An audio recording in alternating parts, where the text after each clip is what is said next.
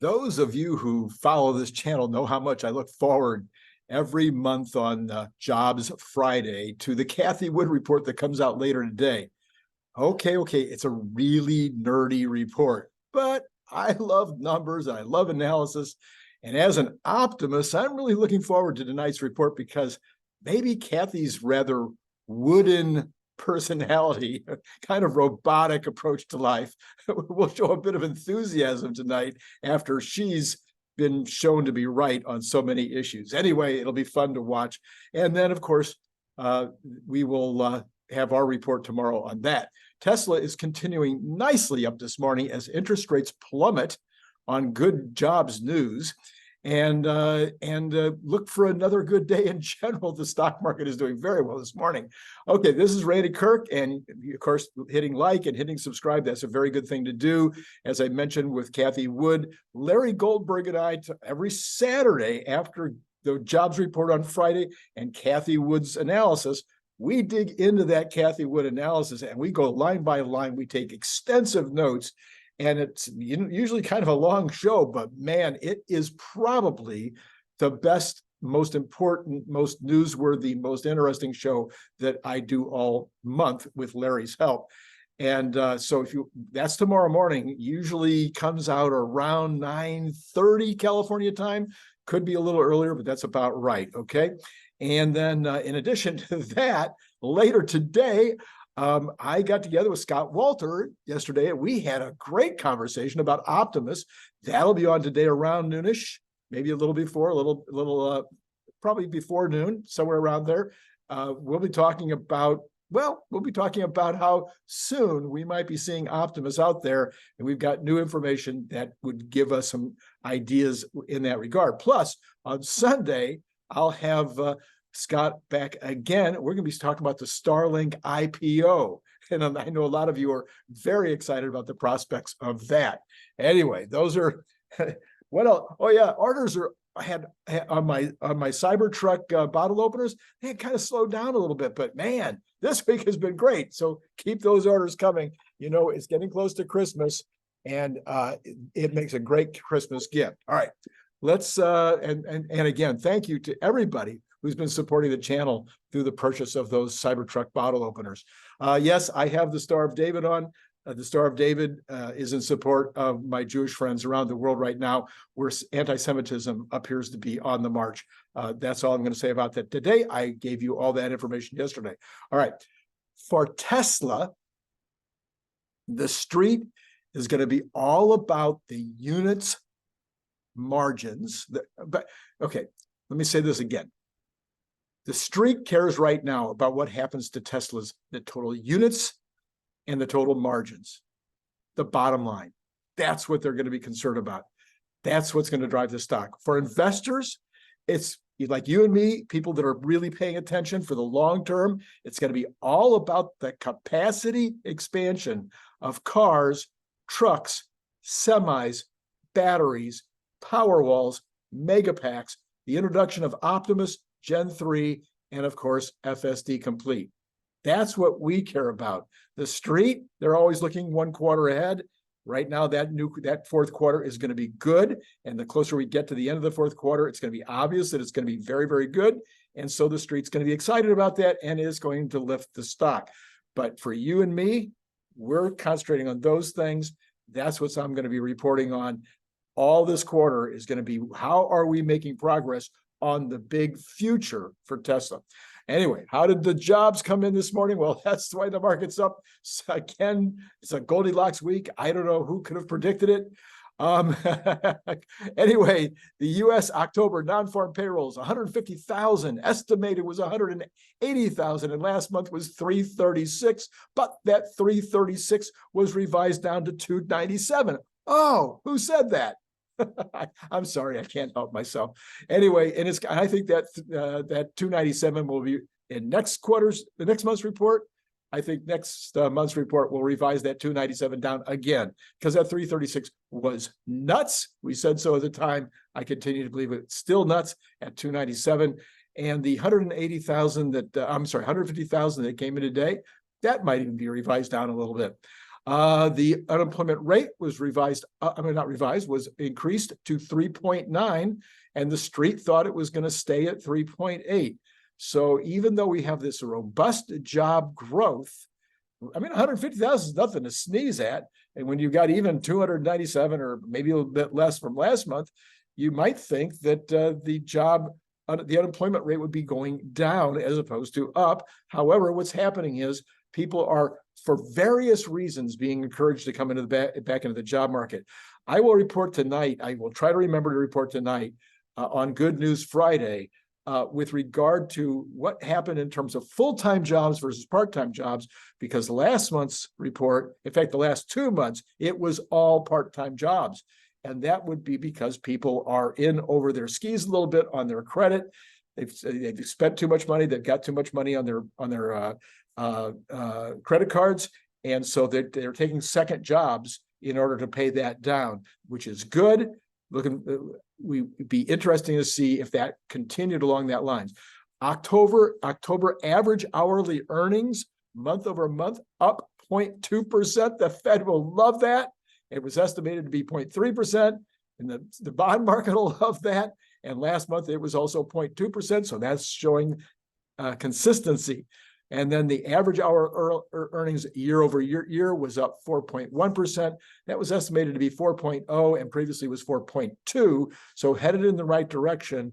Again, this looks to me to be a statistical anomaly, because you can't have 2 months in a row of 0.2%, have the street estimating based on just math that it'll be 4.0 and come in at 4.1. There's something statistically wrong there. All right.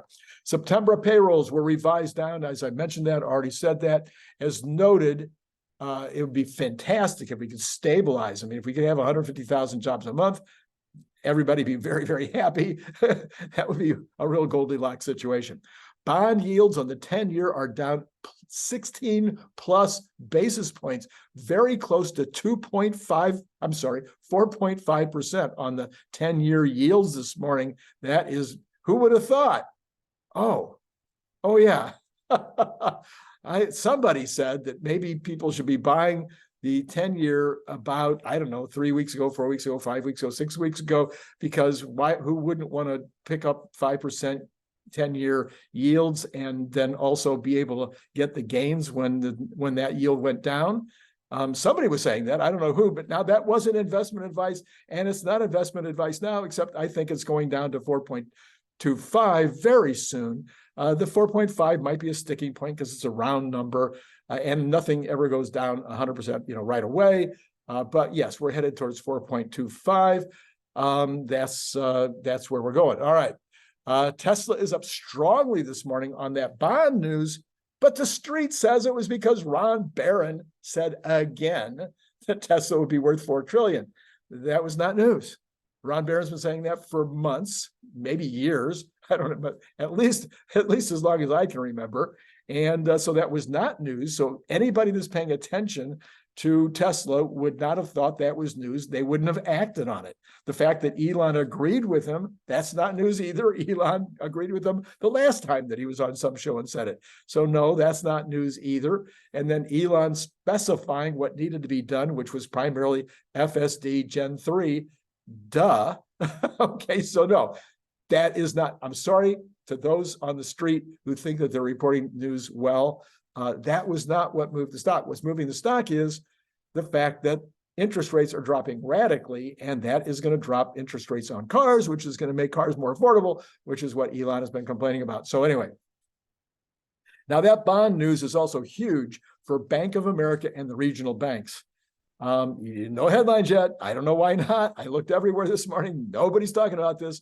But Bank of America was considered to be kind of dicey right now because they had a lot of long bonds that they thought that was a great idea. The regional banks thought it was a great idea 2 years ago to buy these long bonds. And then, of course, those long bonds, the interest rates went up really high and the bond values went down, which meant that their balance sheets were showing these losses, even though they were, their balance sheets, it was not showing in their balance sheets. It's one of those things that's, it's true, but you can't do it. It's not showing on your balance sheet. So there's a lot of concern about that. With this dramatic drop from 5% to almost 4.5, that is going to help Bank of America and the regional banks a ton.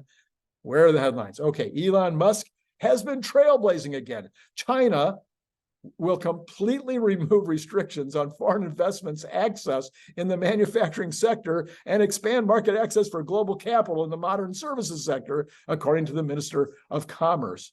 Wow. So Tesla was the first company to get this unique opportunity, and now others will be able to follow. Do you find it interesting that this is happening just as China's economy is in trouble for really the first time in 30 years? China's economy has gone like this, but a lot of the stuff that was done in that China economy to get it to go like this is turning out to be fluff, like ghost cities. Normally, ghost cities are things like in Japan, where the population is dropping so fast that some cities become unnecessary anymore, but people used to live in them. In China, a ghost city is where you build a brand new, beautiful high-rise city, and nobody goes there because there's not enough people to fill those units. So that is crushing the Chinese economy right now. And so they're looking for new ways to make money. And look here, Tesla has blazed and Elon Musk has blazed the way. All right. I know you're going to roast me for saying this. I'm waiting for the comments below. All right. There is nothing at all in the way of Tesla going back and testing 300. It will not be a straight shot. It'll be up and down, up and down, up and down as always, because people will be taking profits as it goes back up again. But there's nothing. Everything is lined up. This is not investment advice. I'm just telling you. We have the Cybertruck coming out at the end of the month. There'll be so much PR about that, amazing amounts of PR, which is going to drive people to the site, which is going to drive people to buy the cars. There is the interest rate drop, huge news for Tesla. We have the fourth quarter positive news, as I mentioned up above. The fourth quarter is going to be strong, and everybody's going to be paying attention. The people that are interested in Tesla are going to be paying about that. And then we will have a back to having a bull market in general. Risk on will be back because everything that happened this week allows the bull to get started again. So the sentiment is going to change with regard to the stock market and with regard to Tesla. We are going back to 300. That is not, I'm going to say it again, it's not investment advice. Do your own homework.